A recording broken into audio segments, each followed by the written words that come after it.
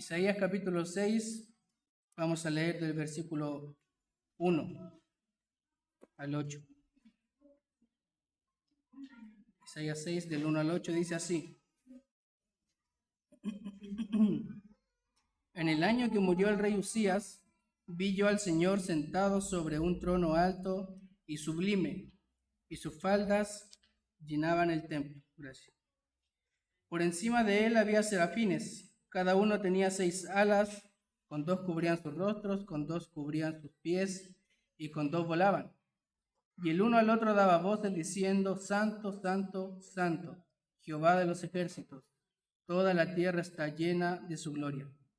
Y los oficiales de las puertas se estremecieron con la voz del que clamaba, y la casa se llenó de humo.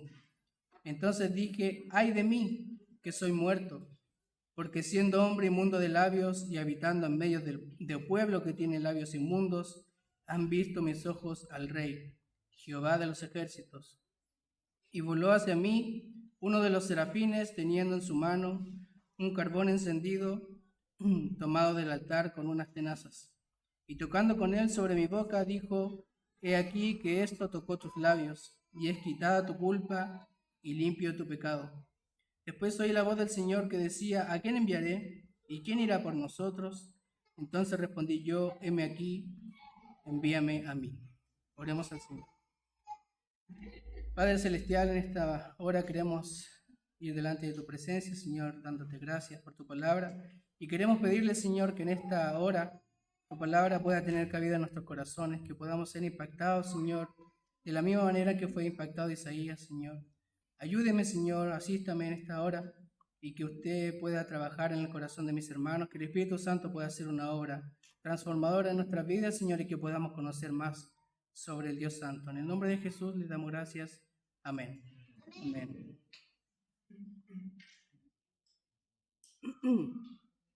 Amén, hermano. Entonces, es el texto donde vamos a estar hoy. Y el título de este mensaje lleva por nombre Conociendo más sobre el Dios Santo. Amén. Conociendo más sobre el Dios Santo.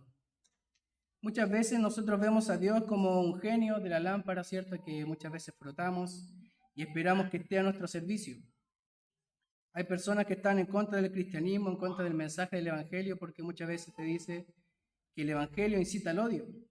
Pero lo que realmente están diciendo ellos es que queremos un Dios que nos haga sentir cómodos, que no nos confronte. Eso es lo que están diciendo. Aún entre los creyentes muchas veces se tiene una idea equivocada de quién es Dios. Estamos tan impregnados con el secularismo, ¿cierto? Con la tradición, que muchas veces se cree en un Dios idealizado y no necesariamente en el Dios que está expresado en la Biblia, en las Escrituras. Muchas veces se habla de teología, ¿cierto? Pero la verdad es que nos falta mucho por aprender aún respecto del conocimiento de Dios. Un aspecto que no entendemos realmente es la teología de Dios, la teología propia, como se le llama. No entendemos a Dios, no entendemos la naturaleza de Dios. La base fundamental de nuestra fe es Dios, y la base fundamental acerca de Dios es que Dios es un Dios santo. Dios es asombroso, Dios es majestuoso, es terrible, es poderoso, es trascendente. Éxodo 15:11 dice, ¿quién como tú, oh Jehová, entre los dioses? ¿Quién como tú, magnífico en santidad, terrible en maravillosas hazañas, hacedor de prodigios? Nos falta mucho por aprender respecto a la santidad de Dios, hermanos. Mucho que aprender. No podemos entender a cabalidad, ¿cierto? La santidad de Dios. No podemos entender a cabalidad. Pero sí la podemos entender mucho mejor de lo que la entendemos actualmente. Eso es una realidad. La santidad no es un tema más en la Biblia. Es el tema principal de la Biblia, ya que de ahí deriva nuestro conocimiento de Dios y el conocimiento de nosotros mismos. Si entendemos la santidad perfecta de Dios, podemos entender nuestra real condición delante de Él. No se trata entonces simplemente de un atributo más de Dios, sino que tiene que ver con todo lo que es el carácter revelado de Dios. Quien no conoce a Dios como se revela en la Biblia, como Isaías lo pudo percibir de una manera directa mediante esta visión, como nosotros lo vemos a través de las Escrituras, es imposible que pueda decir que tiene un conocimiento de Dios. En consecuencia, nunca podrá ver la verdadera necesidad de su corazón. Por lo tanto, nunca tampoco podrá llegar a la salvación de su alma. Lo que enseña el pastor Sproul es que la manera en que entendemos la persona y el carácter de Dios afecta a cada aspecto de nuestra vida. Afecta a cada aspecto de nuestra vida. Amén. A.W. Tozer dice: lo que nos viene a nuestra mente cuando pensamos en Dios es la cosa más importante para nosotros. Es decir, lo que yo pienso acerca de Dios determina todo lo demás. Sigue diciendo Tozer: por esta razón, la cuestión más importante que la Iglesia tiene delante siempre será Dios mismo. Y la realidad más portentosa acerca de cualquier ser humano no es que él lo pueda decir, lo que él pueda decir o hacer en un momento dado, sino la forma en que concibe a Dios en lo más profundo del corazón. Esto no es cierto solamente con respecto al cristiano de manera individual, dice Tozer, sino también con respecto al conjunto de cristianos que forma la Iglesia. Lo más revelador acerca de la Iglesia siempre será su idea de Dios, así como su mensaje más significativo es lo que dice sobre él, o lo que deje de decir, porque con frecuencia su silencio es más elocuente que sus palabras. Fin de la cita. Entonces, hermanos, lo que decimos o dejamos de decir sobre Dios, a eso se refiere Tozer. Cuando empequeñecemos a Dios, cuando trivializamos a Dios en nuestras mentes, las cosas que realmente importan en la vida son trivializadas también. Nos convertimos en personas superficiales, en personas mediocres. Ese es el gran problema de muchos creyentes y muchas iglesias el día de hoy.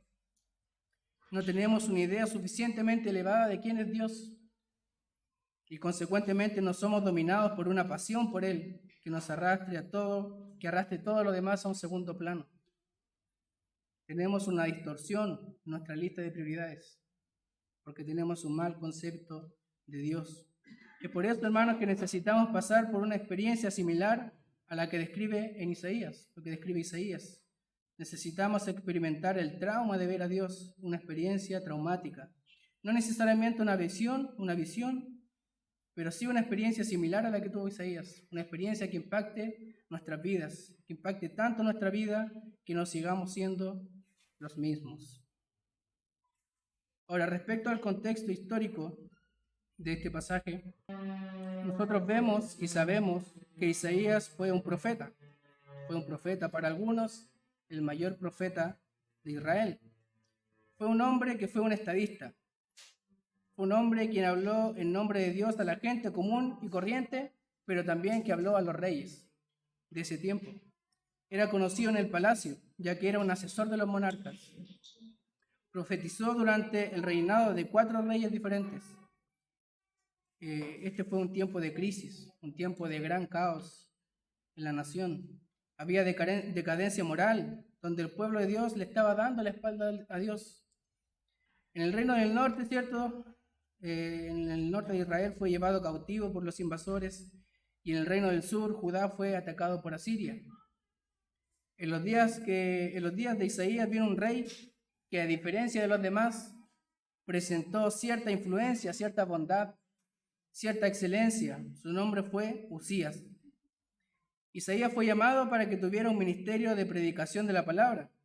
Por un lado, debía anunciar que se iba a derramar juicio por el pecado del pueblo, Judá específicamente, el reino del sur, pero también debía llamar al arrepentimiento a este pueblo para salvación. Ese era el mensaje de Isaías. A Isaías le tocó ministrar en un tiempo muy difícil. En el tiempo de Isaías había mucha decadencia moral, decadencia política, religiosa. En el reino de Judá, que es donde ministró Isaías, los gobernantes eran muy corruptos.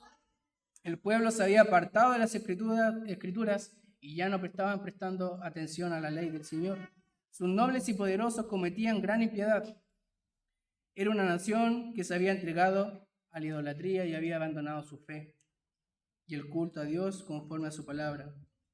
Entonces vemos a Isaías que a lo largo de su libro habla sobre un Dios soberano, por encima de todos los reinos e imperios. El Santo de Israel, ese es el título que usa Isaías en su libro, donde este título se menciona 26 veces en este libro. El Santo de Israel, 26 veces. Anuncia juicio, pero también restauración para su pueblo. Isaías sirvió al Señor por aproximadamente 50 años hasta que fue asesinado por el rey Manasés, según cuenta la tradición. Isaías fue aserrado, es decir, fue cortado en dos. Eso dice la tradición. Lo único que parecía entonces darle cierta estabilidad a la nación era este rey Usías, líder político, cierto, y militar muy capaz, que llevó al pueblo de Judá a un esplendor mayor en aquellos días. Este rey reinó 52 años. Imagínense, 52 años. Fue un rey exitoso en términos generales, que trajo beneficios a su pueblo. Él sujetó a la mayoría de los enemigos heredados de Judá y les trajo cierto tiempo de paz al pueblo. Convirtió a Jerusalén en una ciudad fortificada, bien equipada con armamento para su propia defensa, y le dio al pueblo cierto sentido de seguridad. Pero llegó un momento en que su corazón se llenó de orgullo y se rebeló contra Dios, como dice 2 de Crónicas 26:16. Mas cuando ya era fuerte, su corazón se enalteció para su ruina, porque se rebeló contra Jehová su Dios, entrando en el templo de Jehová para quemar incienso en el altar del incienso. Entonces, este rey hizo algo que un rey no debía hacer. Tomó un oficio que no le correspondía a él. Y cuando intentaron impedirlo, Usías se llenó de ira, dice la Biblia, y Dios lo castigó con lepra en su frente. Y así murió en esta condición. Entonces vemos un rey que después de 52 años gobernando, ¿cierto? Reinando, desaparecía del escenario político como un arrogante, lleno de vergüenza. El orgullo elevó su corazón, en lo que dice la Biblia.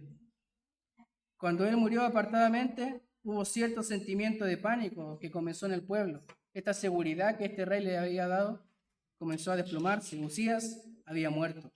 La incertidumbre aumentaba. La actitud de Usías profanando el templo contrasta con esta visión que tiene Isaías en el templo. Y en ella podemos inferir que aunque murió un rey humano, había un rey de reyes que estaba sobre todas las cosas. Y él estaba en su trono, lleno de gloria y lleno de majestad. Este fue entonces el año en que Isaías tuvo esta visión y marcó el inicio de su ministerio. Si vemos el versículo 1, dice: en el año que murió el rey Usías, vi yo al Señor. Entonces Isaías va al templo, donde ocurren tres cosas significativas que marcaron la vida de este hombre. Y quisiera que estas mismas tres cosas sean las que marquen también nuestras vidas en esta hora. Que al salir de acá no sean simplemente un conocimiento más de algo que hemos escuchado, ¿cierto?, en muchas otras ocasiones, sino que el Señor tome eso y lo ponga en el corazón de cada uno de nosotros. Que nos sacuda internamente y nos haga ver de qué se trata, para no seguir viviendo un cristianismo adormecido, con poca motivación, con desgano. Necesitamos volver a ver las Escrituras con una pasión distinta, con un amor distinto hacia el Dios que se revela a través de su palabra. Amén. Entonces vamos a ver tres cosas. La primera de ellas es que necesitamos una mirada hacia arriba. Una mirada hacia arriba. Necesitamos una visión más elevada del que tenemos de Dios, de la que tenemos de Dios. Necesitamos una visión más elevada acerca de Dios mismo. Isaías 6 dice, versículo 1, en el año que murió el rey Usías, dice Isaías, vi yo al Señor. Vemos cómo Isaías mira hacia arriba. Esa es la visión que nosotros somos llamados a tener. Isaías levantó su vista. Mirando primero horizontalmente, vio a la nación con grandes problemas políticos porque no tenían gobernante, por esta inestabilidad que yo les mencionaba. Sin embargo, levanta su mirada y ve al Dios Santo, al Dios soberano, el soberano de los soberanos, aquel que gobierna sobre todas las cosas, aquel que tiene dominio eterno, aquel que guía y rige toda su creación conforme a sus propósitos eternos. Estaba ahí sentado sobre un trono alto y sublime. Alto y sublime.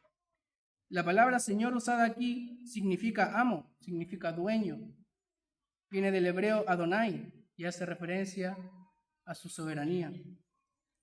En el año en que perdimos a nuestro rey humano, yo vi al verdadero rey, está diciendo Isaías. Yo vi al verdadero rey. No deberíamos entrar en pánico entonces cuando sabemos que Dios aún está en el trono reinando, hermanos.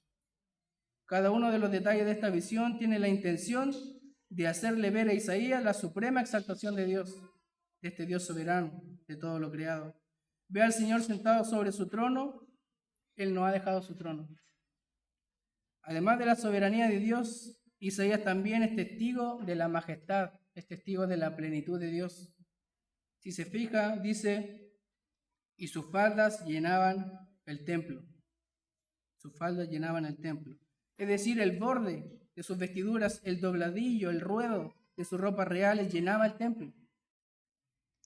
Es un retrato de su majestad, su exaltación, su gloria, de su poder. Cuando Isabel II fue coronada como reina en Gran Bretaña en 1953, la cola de su vestido estaba hecha de terciopelo y armiño. Y esta cola era tan pesada y tan larga que necesitaron 6 damas de honor para llevarla, para cargar esta cola del vestido. Pero Isaías nos dice que el borde de la ropa del Señor era tan abundante que llenaba todo el templo. Era un lenguaje apocalíptico, sabemos eso, un lenguaje apocalíptico. Por lo tanto, es una visión muy difícil que podamos visualizar nosotros con nuestra imaginación. Lo que se pretende no es que podamos visualizar lo que Isaías vio, sino que es que podamos entender que ningún monarca terrenal, por muy poderoso que sea, puede compararse siquiera a la realeza, al esplendor, a la majestad de nuestro Señor. Es infinitamente glorioso, esplendoroso, poderoso. Dios quiere que entendamos que la estabilidad del universo depende del hecho de que Él está sentado sobre el trono alto, sublime. Ahora, aquí también vemos una referencia de Juan 12, 41. Acompáñenme, Juan 12, 41.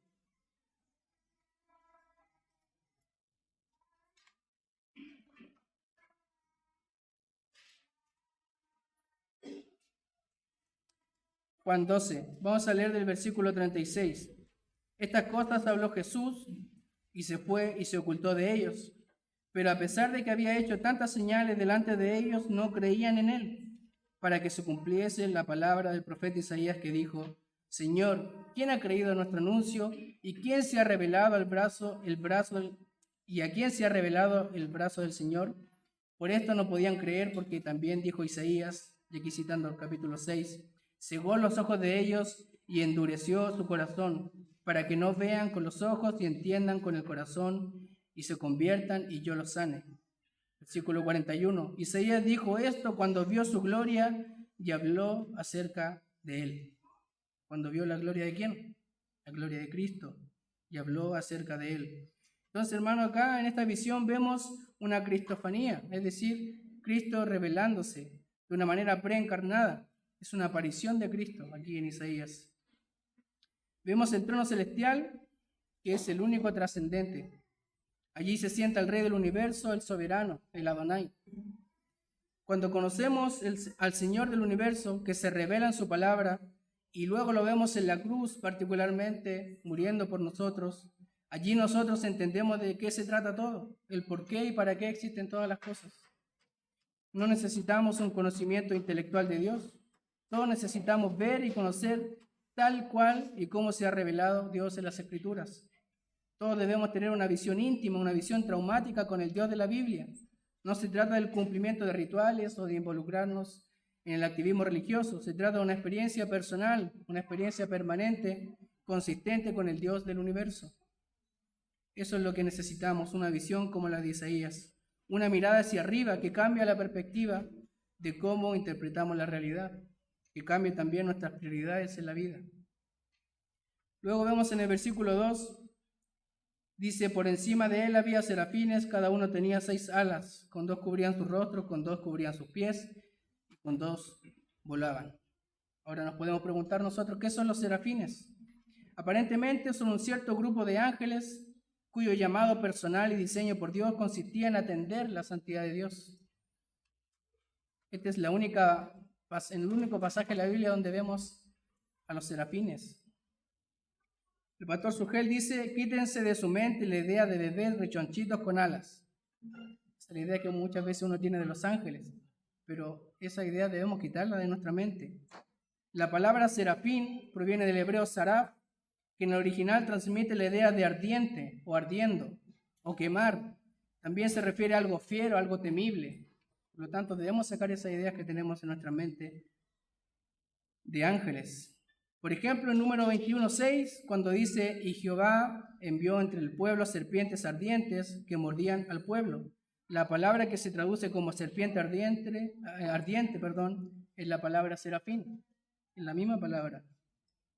Probablemente los serafines son las criaturas hechas por Dios más poderosas, porque están más cerca del trono de Dios, y sin embargo, aún ellos deben cubrir su rostro en la presencia del Señor, en señal de reverencia. Es obvio que los serafines no tienen una imagen trivializada de Dios, como que muchas veces tenemos nosotros. Tenían 6 alas, dice. 2 alas para cubrir su rostro, ¿cierto?, en señal de reverencia. 2 alas para cubrir sus pies, en señal de humildad, porque se reconocen criaturas al servicio del Creador. Y 2 alas para volar y servir al Señor diligentemente. Y son estas mismas características que debería tener todo ser creado. Reverencia ante un Dios santo, humildad reconociendo que somos seres creados por Dios y diligencia para servir delante de Él. Entonces esta visión le estaba mostrando a Isaías que este Dios maravilloso, soberano, majestuoso era digno de ser adorado y digno de ser servido, sin dar ningún mandato imperativo. Isaías estaba viendo que es imposible conocer a Dios y no servirle. Lo único que los serafines dejan al descubierto son sus bocas. Seguimos leyendo, dice, y el uno al otro daba voces diciendo, Santo, Santo, Santo, Jehová de los ejércitos. En las escrituras, en el lenguaje hebreo se utiliza la repetición cuando se quiere enfatizar algo, de la misma manera que hacemos nosotros cuando subrayamos algo, ¿cierto? Cuando marcamos palabras en negritas, por ejemplo. El mayor uso de este recurso es la doble repetición, pero en este caso es una triple repetición, lo que significa algo muy importante. Es necesario ponernos en los zapatos del profeta. Estaba contemplando la grandeza, la gloria de Dios, y luego de ser humillado cada vez más, escucha esta alabanza de los serafines. Santo, santo, santo. Isaías, como un hebreo, entendió de qué se trataba. Él entendió. Los serafines están proclamando de la forma más enfática posible que nuestro Dios es santo. Es el único atributo que se repite 3 veces en la Biblia. El único atributo de Dios que se repite 3 veces. Sabemos que Dios es amor, ¿cierto? Pero no dice Dios es amor, amor, amor. Sabemos que Dios es justo, pero no dice Dios es justo, justo, justo. Sabemos que Dios es todopoderoso, pero no dice Dios es todopoderoso, todopoderoso, todopoderoso. Pero la Biblia sí dice que Dios es santo, santo, santo. Cuando escuchamos santo o santidad, lo primero que viene a nuestra mente es la idea de pureza moral. Eso es lo que viene en nuestra mente. Aunque es indudable que eso está incluido en el concepto de santidad, nuestro Dios no tiene nada que ver con el pecado. Sin embargo, aquí los ángeles no están diciendo que Dios es puro, puro, puro. Aunque sabemos que hay pureza en la santidad. Pero no están diciendo eso. La idea detrás de esto, de estas palabras, es que Dios está por encima de todas las cosas creadas por Él. Dios está por encima de todas las cosas creadas por Él. Él es trascendente, es decir, Él está más allá. Está infinitamente elevado sobre todas las cosas que existen en todo el universo. No hay nada que pueda compararse con Dios. Es único, Él es incomparable, separado de toda corrupción. Pastor Sugel dice, es abrumador que un Dios como el nuestro a la vez sea un Dios cercano. Imagínense, un Dios tanto como el que estamos describiendo, a la vez es un Dios cercano para su pueblo.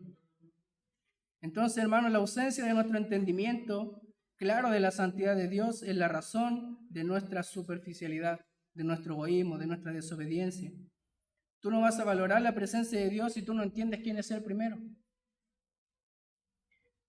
También dicen los serafines, toda la tierra está llena de su gloria. Ahora, ¿por qué no le damos la importancia que esto se merece? Toda la tierra está llena de su gloria. Si no fuera porque estamos tan impregnados del secularismo, de la ideología de este mundo, donde quiera que nosotros fuéramos, con nuestros ojos veríamos suficientes evidencias de la gloria de Dios, del poder, de su majestad, y nos postraríamos en adoración delante de Él. Pero ¿qué pasa? Que estamos tan impregnados del secularismo y no vemos a Dios en la creación, no lo vemos en la lluvia, por ejemplo, en las aves. Seguimos leyendo y para añadir más terror al corazón de Isaías con esta experiencia, dice el versículo 4, y los quiciales de las puertas se estremecieron con la voz del que clamaba y la casa se llenó de humo. Es decir, los quiciales de las puertas se estremecieron con el canto de los ángeles. Ellos no decían en voz baja, Santo, Santo, Santo, Jehová de los ejércitos, sino que decían, Santo, Santo, Santo, Jehová de los ejércitos. Ellos estaban alabando al Señor, cantaban de tal manera que la estructura del templo comenzó a temblar. Y no solo esto, sino que la casa se llenó de humo, dice. Posiblemente el humo del incienso que suele usarse en el templo en el contexto de los sacrificios. Entonces necesitamos nosotros, hermanos, ver a Dios de esta manera. La presencia de Dios manifestada en su santidad es gloriosa. Todo a su alrededor reacciona con estremecimiento. Y nosotros, hombres pequeños e insignificantes, no nos estremecemos delante de un Dios santo. Nos parece un concepto simplemente. En otras palabras, Isaías comienza a ver a Dios, a un Dios santo, y también juicio, porque esta no es una manifestación de misericordia, sino de su santidad tremenda, de su santidad majestuosa. Es aterrador. Es una afirmación para Isaías y su pueblo de que Dios es fuego consumidor. Y usted y yo no podemos jugar con Dios. Usted será consumido. No solamente necesitamos tener una visión elevada de la santidad y soberanía de Dios, sino que también necesitamos ver la fealdad de nuestro pecado. ¿Cuál fue la reacción de Isaías?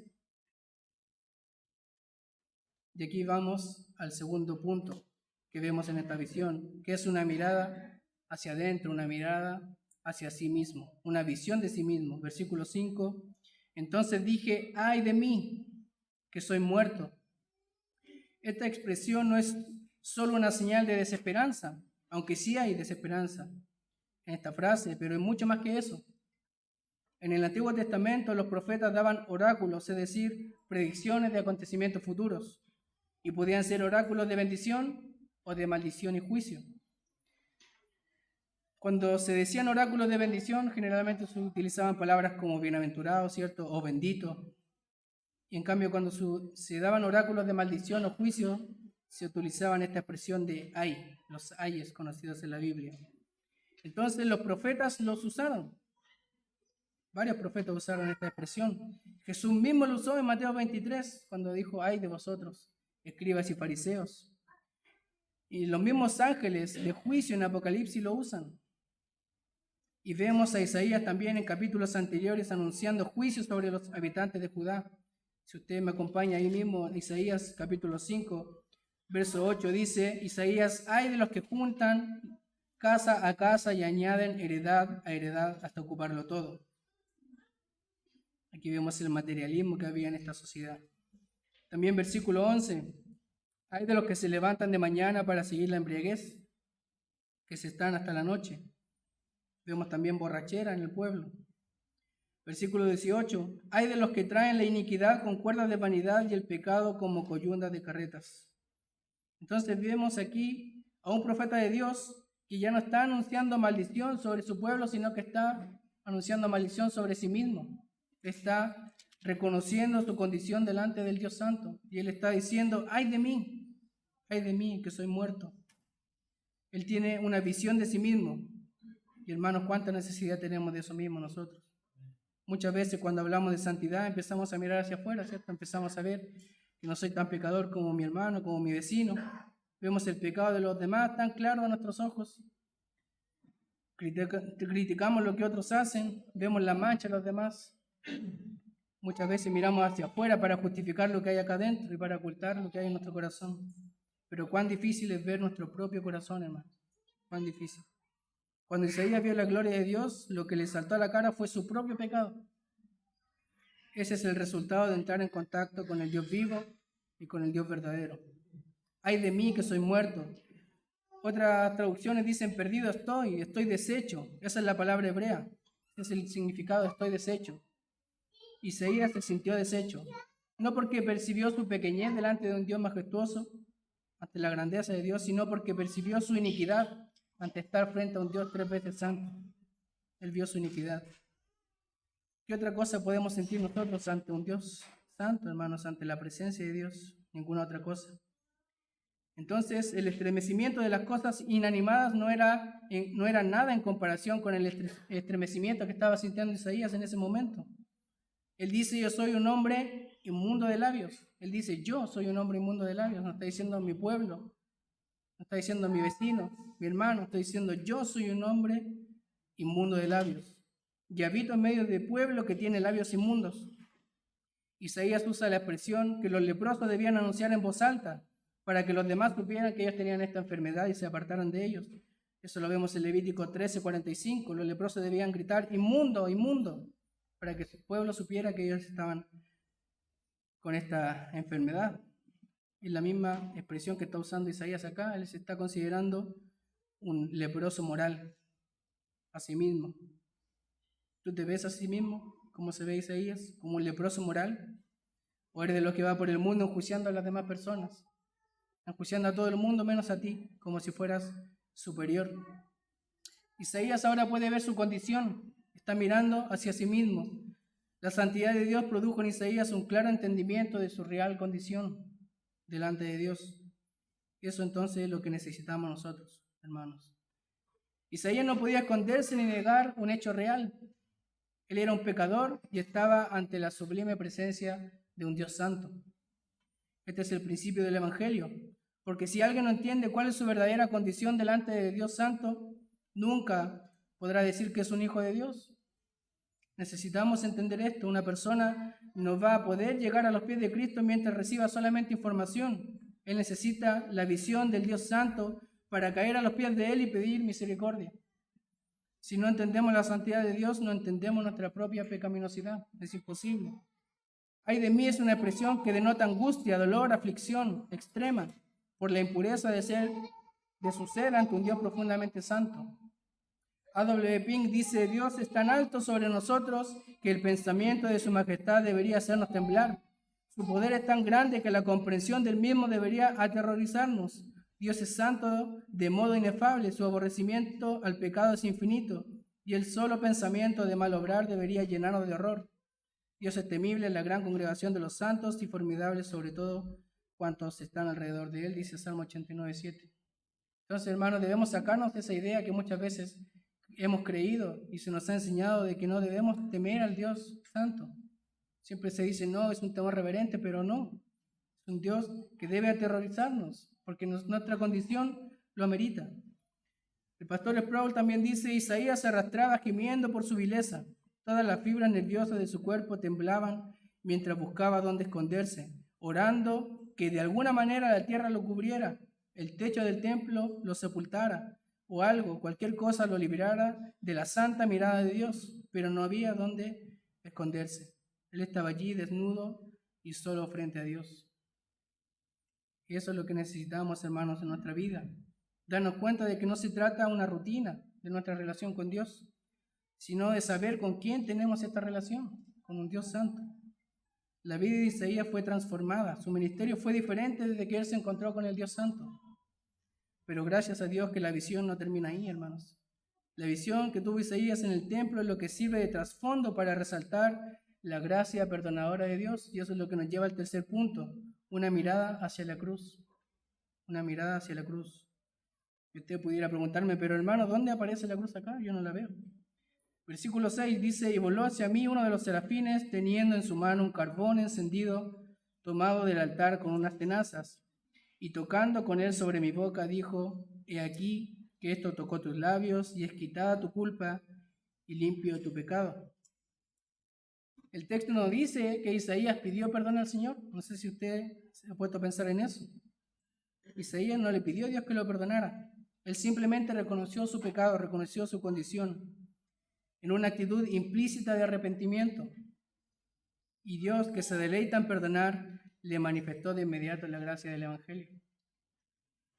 Cuando Dios abre nuestros ojos para que veamos cuán santo es Él y cuán pecadores somos nosotros, no lo hace para destruirnos, lo hace para darnos vida. Es un Dios de gracia que se acerca a nosotros con la disposición de concedernos el perdón de todos nuestros pecados. El hecho de que un serafín haya tomado un carbón encendido del altar para purificar a Isaías nos dice que un sacrificio había sido hecho y quemado en el altar. Es por eso que había un carbón encendido. Y esto está, como dijimos, prefigurando el sacrificio de nuestro Señor Jesucristo. Dios no vino a Isaías preocupado por su autoestima ni tratándolo como un pobrecito, ¿cierto? Cuando Isaías dijo, ay de mí, Dios no vino donde Isaías y le dijo, lamento mucho que te sientas de esta manera, Isaías, que te hayas sentido tan miserable. En realidad tú eres lo mejorcito del pueblo aquí. Él no le dijo eso. Dios tampoco pisoteó a Isaías restregándole su miseria. Dios no solo nos perdonó sobre la base de la justicia de su Hijo, sino que también puso su justicia perfecta en nuestra cuenta, por medio de la fe. La única posibilidad de nosotros aparecer ante un Dios santo es ser vistos como justos a través de la intercesión de lo que Cristo hizo en el Calvario. Ahí es donde vemos la cruz. Calvino dice, el fuego fue sacado del altar para dar a entender que era divino o celestial, porque la ley prohibía que se le trajera fuego extraño, en Levítico 10:1, porque en las cosas sagradas toda mezcla humana es profanación absoluta. Por esta figura, por lo tanto, a Isaías se le enseñó que toda la pureza fluye solo de Dios, y pudiéramos agregar nosotros que toda pureza fluye solamente de la cruz. Porque esta sangre que fue derramada en esa cruz de Cristo, sangre de Cristo, en ese altar del holocausto donde Cristo fue puesto, es lo que a nosotros nos purifica de toda nuestra maldad, es lo que purificó a Isaías. ¿Cómo Isaías iba a salir a proclamar esta verdad, demostrar la visión de este Dios santo? ¿Cómo pudiéramos preguntarnos nosotros? Si él mismo era un gusano que se estaba arrastrando en el suelo. Bueno, porque el Señor Jesucristo vino y murió por él y lo levantó. ¿Qué hizo este carbón que se le aplicó a sus labios? Dice que fue quitada su culpa y limpiado su pecado. ¿Y dónde podemos encontrar eso, hermanos? Solamente en el Calvario, solamente en el Calvario. Entonces, hermanos, ¿cómo reaccionó Isaías ante la gracia perdonadora de Dios? Es como deberíamos nosotros reaccionar ante la maravillosa noticia del Evangelio, de que ese Dios tan trascendente, ese Dios tan sublime, majestuoso, ha decidido perdonarnos por medio del precio de la vida de su Hijo. Si hay alguien aquí que todavía no entiende que solo en la cruz de Cristo puede encontrar salvación, ahora es tiempo de que vaya a esa cruz. Jesucristo es el que murió allí y derramó su sangre y está deseoso de purificar el corazón de aquellos que aún no llegan a sus pies. El trauma que sufrió Isaías es reconocer su depravación, su verdadera condición y vivir entre un pueblo depravado también. Solamente necesitó un carbón encendido que fue tomado del altar y que purificó sus labios. No hay ningún otro lugar donde puede ser quitada la culpa y limpio nuestro pecado, solamente en la cruz de Cristo, hermanos. Solamente en la cruz de Cristo. Y a eso apunta toda la Biblia. Toda la Biblia converge en la cruz. Si nosotros estamos vivos hoy, si podemos decir que somos seguidores de Cristo, es porque Él murió por nosotros. Si nosotros podemos ahora deleitarnos en la presencia de un Dios que es santo y podemos acercarnos confiadamente ante el trono de gracia, es porque Cristo transformó el trono en un trono de gracia para nosotros. Este es uno de los propósitos de la santificación, bendecir a otros. Pastor MacArthur dice, la única manera que un hombre está preparado para servir es cuando es limpiado por la gracia de Dios. Spurgeon también dice, una vez que Isaías tuvo un encuentro con el Señor, fue convencido de su pecado y limpiado de su culpa, entonces estuvo listo para servir a Dios. El efecto de ese carbón vivo será encender el labio con una llama celestial. Oh, dice un hombre, un carbón en llamas le quemará el labio y el hombre no podrá hablar en absoluto. Así es como Dios obra con nosotros. Inspira el poder celestial al consumir el poder carnal. Oh, que se queme el labio, que se destruya el poder carnal de la elocuencia, pero con este carbón encendido haga a la lengua elocuente con la llama del cielo el verdadero poder divino que impulsó a los apóstoles a avanzar y los convirtió en conquistadores del mundo entero. Fin de la cita. Una mirada a la cruz, entonces, es lo que cambia el corazón, hermanos. Una mirada hacia Dios para ver a Dios en su santidad y gloria nos impacta profundamente. Pero nos impacta porque podemos nosotros ver nuestra condición de miserables e insignificantes gusanos delante de Él. Pero una mirada al Calvario es la que nos levanta. Recuerda ahí en Apocalipsis, cuando Juan está recibiendo esta visión, en Apocalipsis 1:17 dice, cuando le vi, caí como muerto a sus pies. Y él puso su diestra sobre mí, diciéndome, no temas, yo soy el primero y el último. A pesar de que Juan había estado con Jesús, él no le había visto glorificado. Y este Cristo glorificado es quien le dice a Juan, levántate, no temas. Yo ya pagué por ti en el Calvario. Es el mismo Cristo glorificado que se le presentó a Isaías. Entonces, hermanos, debemos estar todos los días expuestos a la visión de un Dios santo como este. No solamente cantar, ¿cierto? Santo, santo, santo, como se canta en el himno, sino que nuestro corazón vibre también para mostrar reverencia y humildad porque estamos en contacto con un Dios perfectamente santo, pero también de gozo y victoria porque ese Dios santo murió por mí, pagó por mis pecados y un día me llevará a su gloria. Amén, hermanos. Dios les bendiga. Vamos a orar.